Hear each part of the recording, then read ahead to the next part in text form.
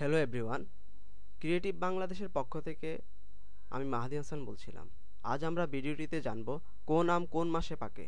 আম সাধারণত কার্বাইড দিয়ে পাকানো হয়, তাই আম পাকার নির্দিষ্ট মাস এবং তারিখ জানতে পারলে বিভিন্ন প্রকার রাসায়নিক বিক্রিয়া খাওয়া থেকে দূরে থাকা সম্ভব। বিষয়টি স্পষ্ট যে নির্দিষ্ট মাসের আগে যদি কোনো জাতের আম বাজারে আসে, তাহলে বুঝতে হবে এই আমটি রাসায়নিকের মাধ্যমে পাকানো হয়েছে। চলুন দেখে নেই আম পাকার নির্দিষ্ট মাস এবং তারিখ। আমের নাম গুটি, পরিপক্বতার সময় ৫ মের পর। আমের নাম গোবিন্দভোগ, পরিপক্বতার সময় ২৫ মের পর। আমের নাম গোলাপখাস, পরিপক্বতার সময় ৩০ মের পর। আমের নাম গোপালভোগ, পরিপক্বতার সময় ১ জুনের পর। আমের নাম সুন্দরী, পরিপক্বতার সময় ১ জুনের পর। আমের নাম হিমসাগর বা ক্ষীরসাপাত, পরিপক্বতার সময় ১২ জুনের পর। আমের নাম ল্যাংড়া, পরিপক্বতার সময় ১৫ জুনের পর।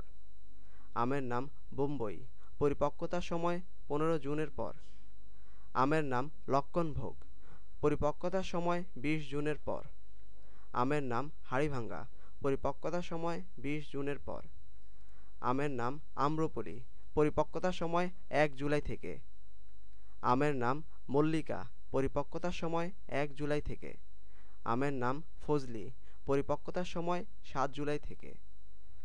আমের নাম লখনা, পরিপক্বতার সময় ৭ জুলাইয়ের পর। আমের নাম আশিনা, পরিপক্বতার সময় ২৫ জুলাই থেকে।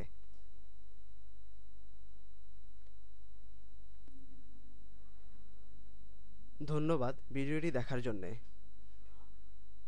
ভিডিওটি ভালো লেগে থাকলে অবশ্যই অন্যদের সাথে শেয়ার করবেন, আর হ্যাঁ, অবশ্যই চ্যানেলটিতে সাবস্ক্রাইব করতে ভুলবেন না। ধন্যবাদ।